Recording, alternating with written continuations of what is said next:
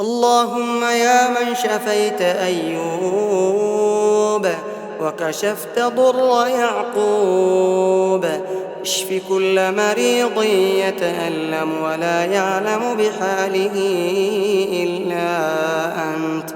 اللهم إنا نسألك الشفاء لكل روح عجزت عن النوم بسبب المرض.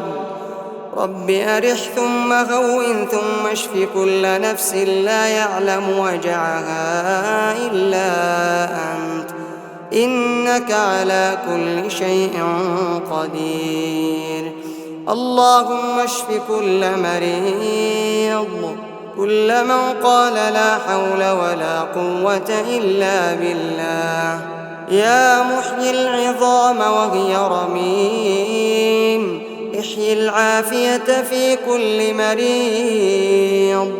اللهم اشف كل من طال بلاؤه وصعب داؤه وتعسر شفاؤه وهو عليك هين.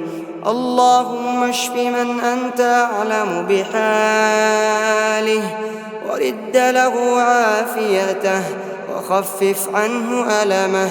اللهم املأ جسده بالعافية وهون عليه الألم والتعب، وأبدله بعافية تسري في جسده. اللهم رب الناس اذهب الباس، بيدك الشفاء ولا كاشف له إلا أنت.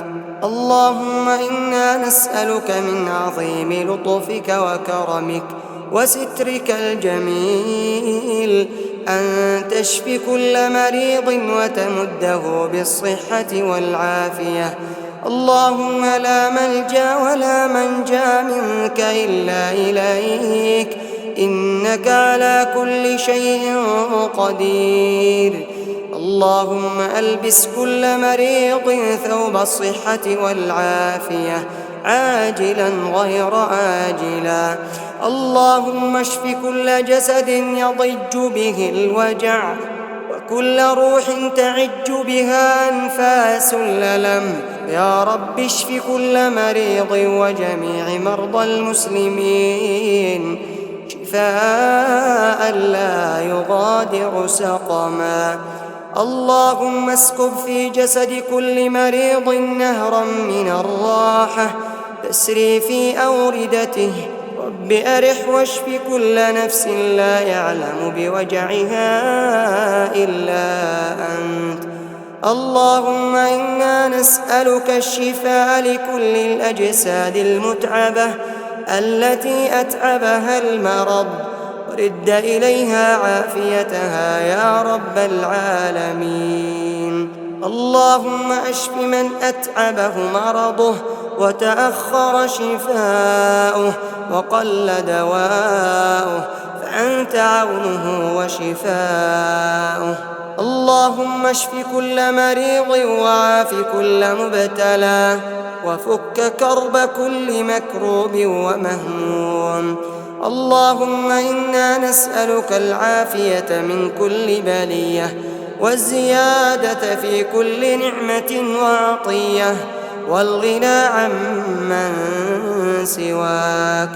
اللهم أنت القريب وأنت الصاحب والحبيب وأنت الوحيد المجيب وأنت الشافي والطبيب وأنت الذي تعلم ما نريد.